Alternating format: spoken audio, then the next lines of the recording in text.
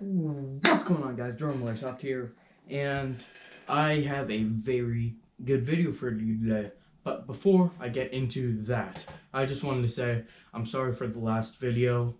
It was not my best video. I did not unzoom the cam, so you couldn't see the box which was on my lap, and just not great quality all in all. But I fixed it. I fixed the lens. We're all good now. I just wanted to apologize for that, and also for my super wacky upload schedule. I hope you can forgive me by dropping a like and subscribing if you haven't already. And without further ado, let's get into the video. So, those of you who did not know, I had my Krytac CRB at Airsoft Extreme, getting a gate Titan MOSFET and a new motor in it. Which I could have done myself, but I didn't. I don't like dremeling, and it required dremeling to get the Titan in there. So I finally got it back. So in this video, I just wanted to let you know that I got my gun back, and just going through the settings that I run inside of the Titan. It's I did shoot it already. And this is my second time recording this because I messed up the first time, but mistakes happen. Yeah, so the first time I forgot to change it to video mode and it was just an audio recording. My bad. So I already did this once, so this is my second time. Hopefully it's going to turn out better this time anyways. Super stuttery, and I said like 80 times, which is just a really bad habit of mine. Not a great talker. So without further ado, let's get into my settings. And another 2 more videos coming up with me shooting it. And since I have the Titan installed in this, I do not have to use this trigger board anymore. And just so happens that my brother's trigger board broke. So my next video after the shooting video will be me installing this into his G&G combat machine. So big things coming up on that. And before I forget, 1 or 2 more things. I bought another dual sector gear. So let me know if you want me to put it inside of this gun or wait to get the Jeftron Leviathan up and running again. I have all the parts behind me. Wait until I get that running again, and then put the DSG inside of the Jeftron Leviathan build. And then another video also coming up after that is going to be the Gate Titan versus the Jeftron Leviathan, because I don't think anyone has done a video on that, and they're two incredibly good MOSFETs, and I just wanted to compare them, giving my honest opinion. Alright, now on to the settings inside this. Alright, and I am back, and I am on a phone, an Android phone, so that I could use the micro USB plug-in for the gun. This is a lot easier than using a computer, because it just shows up right away. All you have to do is download the app and then plug it right in. And after you plug it in, it should have a green light on your USB port, and mine does. So it is perfect. Now I have everything plugged in and ready to go. Let's go through my settings.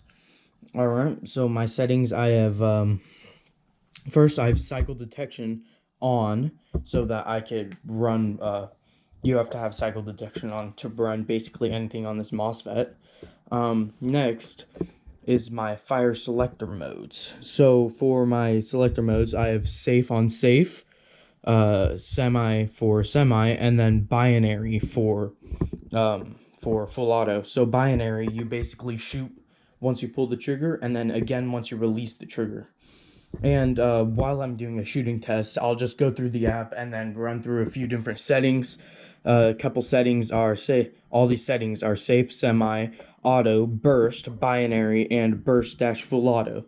But these are my preferred settings because I play CQB City, and CQB City only allows semi-auto. Next, I go to battery protection. I have a low battery warning on 3.1 volts, and I have the battery cells on auto. I usually run a 3-cell battery. Next, I go to precocking, and I have precocking on auto, and then I have it on the highest possible setting so that I can get those shots off nice and quick. Next, burst mode. You have to select one of your fire modes for burst to be able to control that.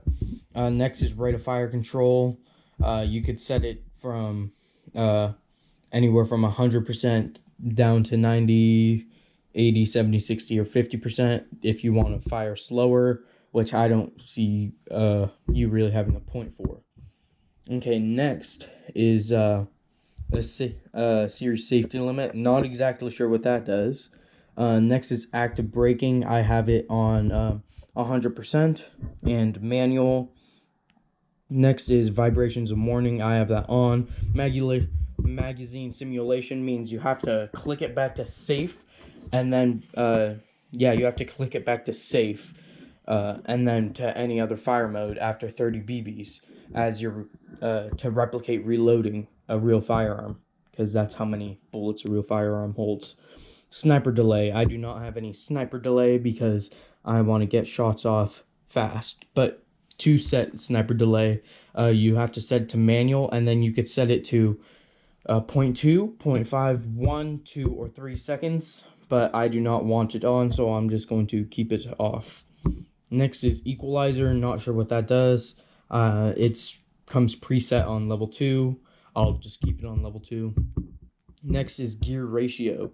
So there's normal speed, which is what I have. Low, high, low and high speed. There's the dual sector gear.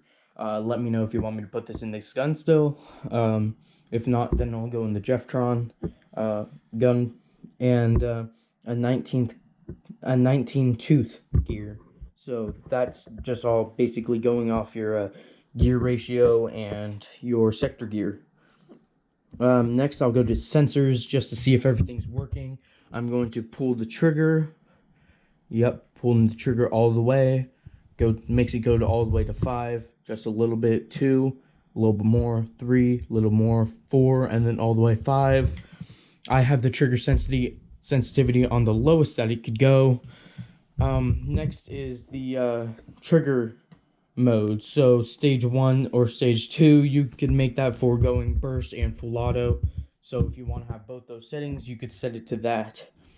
You could go to statistics, and it'll give you all the BBs, your rate of fire, your trigger response, your temperature, and your current voltage.